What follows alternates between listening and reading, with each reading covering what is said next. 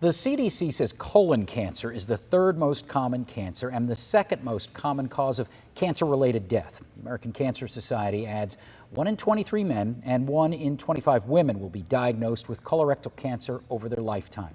That group includes one of WPTV's own. Reporter T.A. Walker tonight sharing his and another woman's journey to becoming cancer-free. As I woke up, he said, yes, it's cancer. Suzy hadn't been feeling well and put off getting her colonoscopy. I put it off. I didn't want to do it. She eventually had the procedure and was given the ominous cancer diagnosis while she was still in the fog from anesthesia and in shock. Who are you talking to? Are you sure it's me? Did you read it correctly? What's going on? She went to see Dr. Juliet Ray. We planned for her a robotic resection of her right colon. And the next stop, robotic surgery. To help her recover faster from that procedure and also have less risks of infection and other complications post-op. You heal faster from the robot.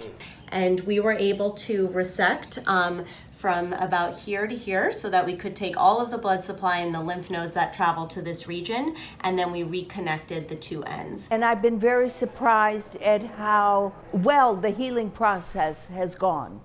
With our newer equipment and our newer techniques, it's actually not as bad as you may think.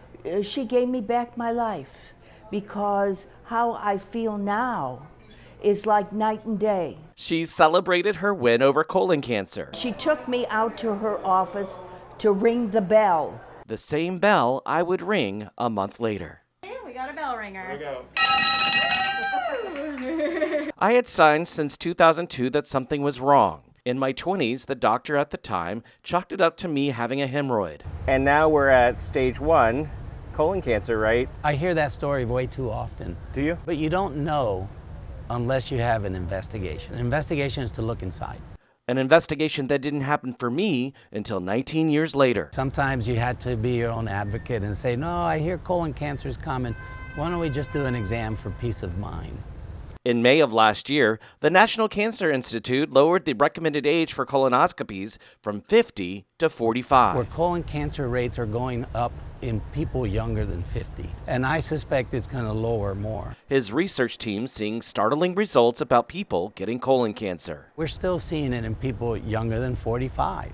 In a very large proportion. People in their 20s, their 30s, and their early 40s. Why?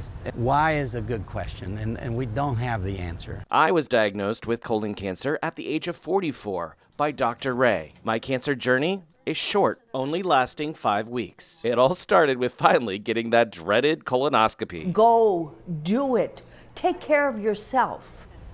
Now, the top 5 things you can do to prevent colon cancer, we have a list on our website, WPTV.com. In Tampa Bay, T.A. Walker, WPTV, News Channel 5.